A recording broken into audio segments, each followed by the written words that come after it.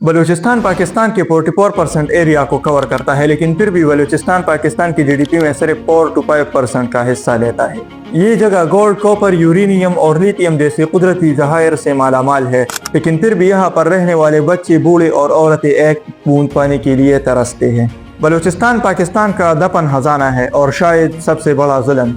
बलूचिस्तान में दुनिया में मौजूद सबसे बड़े खजानों में एक है रिकोदेक में तकरीबन 5.9 billion ton of mineral ores मौजूद है, जिसमें 41.5 मिलियन ऑन्सेस ऑफ गोल्ड जबकि 2 लाख टन कॉपर मौजूद है। इसी तरह बलूचिस्तान के एक और माइन दुदार में 5 करोड़ टन सीसा और जिंक ओर्स मौजूद है। ये रिसोर्सेज न सिर्फ बलूचिस्तान बल्कि पाकिस्तान को भी दुनिया के अमीर तरीन ममालिक में शुमार कर सकते हैं, लेकिन अफसोस की बात यह है कि बलूचिस्तान पाकिस्तान का सबसे गरीब तरीन सूबा है। 1993 में पाकिस्तान ने चाइना के साथ एक खुफिया एग्रीमेंट किया, जिसमें चाइना ने पाकिस्तान को M9 मिसाइल्स दिए, जबकि पाकिस्तान ने चाइना को बलूचिस्तान में चागी में मौजूद मिनरल्स की लीज दी।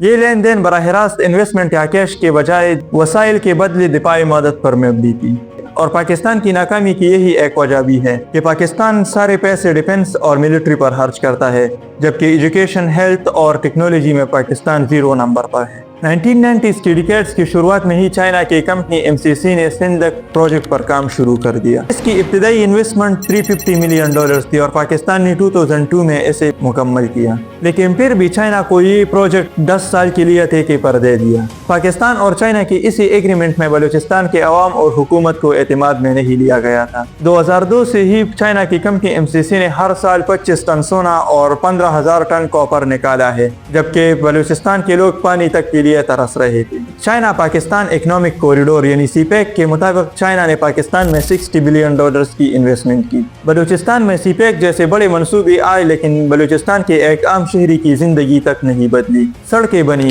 फॉरेन कंपनीज के लिए इंफ्रास्ट्रक्चर खड़ी हुई, लेकिन एक आम शहरी को क्या मिला? सड़कों और गलियों पर 24 घंटे आर्म्ड फोर्सेस चलते रहते हैं, जो अवाम को खौफजदा करते हैं। चेक पोस्ट पर अवाम घंटों तक इंतजार करते हैं। कई इलाकों में लोगों को जबरदस्ती अपने घरों से बाहर निकाल दिया गया, जिसे पोस्ट रिलोकेशन कहते हैं। फिर रिकोदेक की एक माइन हर साल 3 लाख ऑन्सेस ऑफ गोल्ड जबकि 2 लाख टन कॉपर पैदा कर सकती है, जबकि मौजूदा मुआहदे के मुताबिक बलूचिस्तान को सिर्फ 2% प्रॉफिट मिलता है और मकामी लोगों को कुछ भी नहीं। 50% प्रॉफिट चाइना की MCC कंपनी ली जाती है, जबकि 48% प्रॉफिट पाकिस्तान की फेडरल गवर्नमेंट। क्रोमाइट से मालामाल इलाकों जैसा कि हुसदार में मिनरल्स निकाले जा रहे हैं, लेकिन मकामी अवाम को कुछ भी नहीं मिल रहा। जो लोग आवाज उठाते हैं उन्हें टेररिस्ट डिक्लेयर किया जाता है और वो गायब कर दिए जाते हैं। एक आम बलूच की जुबान से ये सुनना कि हमें सिर्फ खाली कैद और गोलियों के निशान दिखाई देते हैं, ये वहाँ के लोगों के एहसासात की भरपूर अक्कासी करती है। 1993 में बलूचिस्तान डेवलपमेंट अथॉरिटी BDA ने एक वेंचर एग्रीमेंट साइन किया था। चाय हिल्स एक्सप्लोरेशन जॉइंट वेंचर के मुताबिक इसमें TCC को